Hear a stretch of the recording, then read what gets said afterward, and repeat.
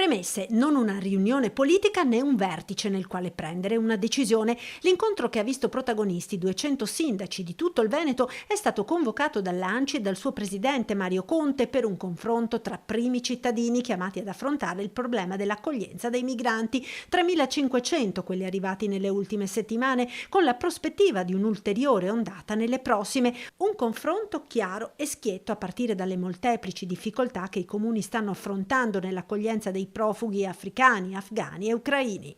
Le disponibilità dei sindaci, anche quelle più disponibili, sono davvero molto limitate.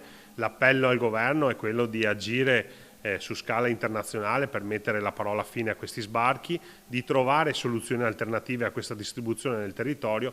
Nel frattempo noi cercheremo, attraverso il dialogo con i prefetti e conoscendo magari delle realtà private, parrocchiali, disponibili ad accogliere 1, 2, 3, 4 persone, cercheremo di metterci a disposizione. Quel che è certo, ribadisce il presidente di ANCI, è che il problema o lo si governa o lo si subisce, e sull'ipotizzata defezione dei sindaci leghisti dall'incontro dopo i contrasti sull'accoglienza diffusa, Conte è categorico.